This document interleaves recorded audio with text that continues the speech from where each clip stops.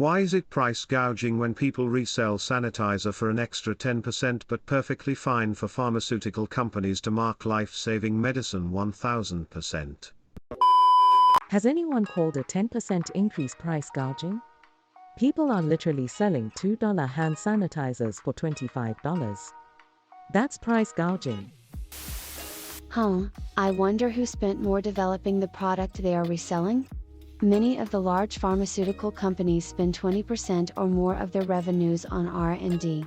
The smaller ones can spend up to 50% on R&D. Compare that to the overall average for industries of 1.3%. Pharmaceutical companies spent $71.4 billion in R&D in 2017. Also, drug patents have a maximum of 20 years. After that, anyone can make the drug. Don't forget, the companies pay the same to develop a drug that doesn't work or has unacceptable side effects as one that goes on sale. Compare that to some guys clearing out every store in their area of sanitizer and selling it online for profit during a crisis. I'm not saying pharmaceutical drugs aren't overpriced, but it is hardly an apples to apples comparison. The West Wing has an interesting quote about drug prices. Greater than you know that's not true. The second pill cost them 4 cents, the first pill cost them $400 million. This is exactly what I thought of when I saw this thread. Because they buy the politicians to keep it legal. Welcome to American capitalism. Sometimes I wish I was still as naive as whoever downvoted you. Ignorance is bliss. Price gouging doesn't mean charging an unfair price. It specifically means charging unreasonably high prices on necessities during a time of emergency, or other relevant temporary period, when compared with non-emergency prices. Pharmaceutical companies are engaging in shitty practices by artificially inflating the cost of life-saving medicine, but that's always the price they charge, so it's not price gouging. It's shitty, but it's not price gouging. The idea that emergencies only exist at large scale is the lie. A person nearly dying monthly from a lack of insulin is an emergency. It should fall under price gouging, and the fact it doesn't is disgusting and wrong. The human condition. Can't the government simply fund their research with a requirement that they reduce their drug prices to affordable levels? Their research is in the public interest after all. That's too much like socialism for America. Because it's not perfectly fine, everyone that doesn't have a monetary stake in it is against it. Price gouging is defined as taking advantage of an emergency to make an unfair profit. Pharma creates valuable drugs through expensive drug development. Sacrilege is acutely not typical, and must not only recoup profits, but they have to account for billions in development that doesn't pan out. Eternal balance between capitalism and governmental regulation. I think the main reason drugs are marked up so much is because the actual manufacturing of drugs is not the pricey part. The research is expensive. They have to mark up prices just to break even from the research. The real problem is when companies never take their prices down once they have already made the money back that they used to research the drug. So on the one hand, if you want smart people to be developing drugs, there has to be a pot of gold at the end of the rainbow. Why else would they waste years of research and millions of dollars to develop these drugs? On the other hand, you have to make these drugs as cheap as possible to save as many lives as you can. It's such a tough balance. That's why we haven't figured it out yet. The people with hand sanitizer hordes selling at a markup don't have billions of dollars to explain to the government that what they're doing isn't price gouging.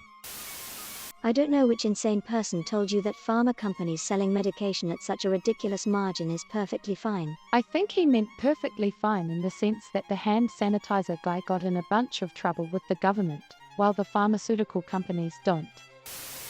Who said either of those was okay? Congress. When was the last time Congress seemed to actually represent its constituents?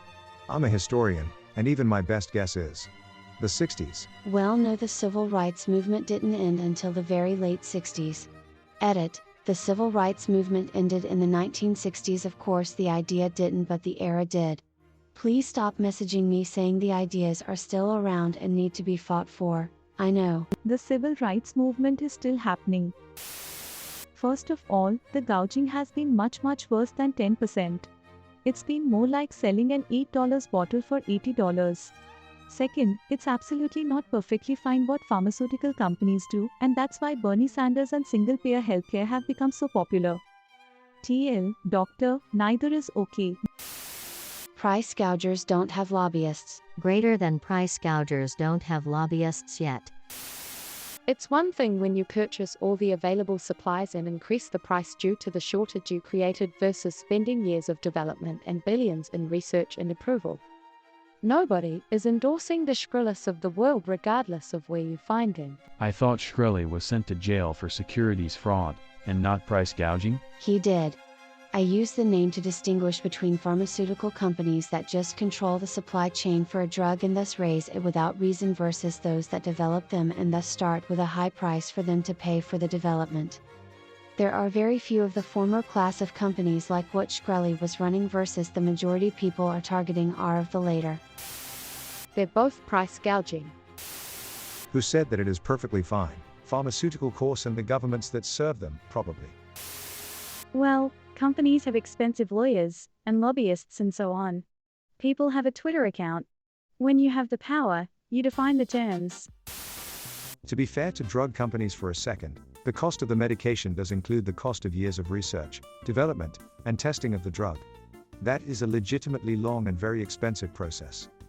The people raising the price of hand sanitizer didn't develop hand sanitizer, they're just making a profit, while drug companies are only mostly just making a profit. Yes, medical companies should have right to recover costs and profit. What's happening in the US is ridiculous, though.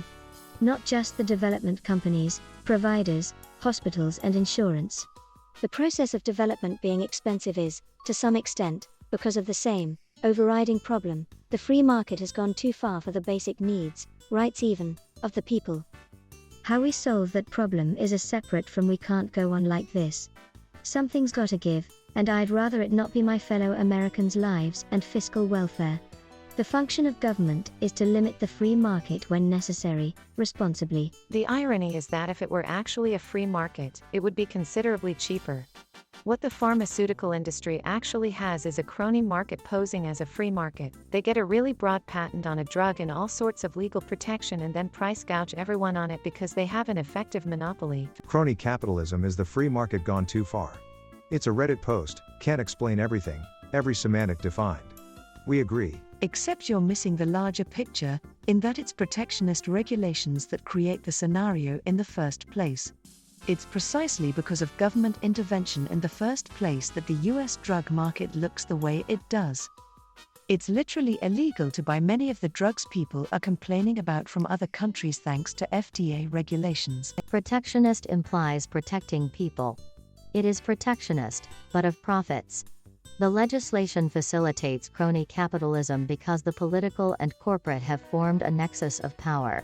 The government no longer serves we the people. If you keep digging, trying to find the root, you arrive at the two-party system. Several founding fathers wrote about this, at the time potential flaw. The system of representation has been consolidated, no longer offers choice to the people. They are no longer represented. A. Two wrongs don't make a right.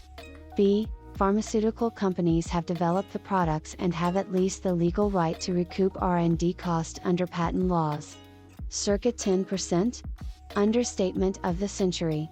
When 1 liter of sanitizer costs $5 in February and $50 to $100 in March, that is a 1,000 to 2,000% increase.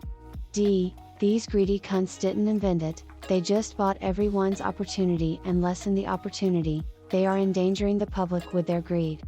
They are monopolizing products people need and making it unaffordable, without the ability of people's health insurance to help out.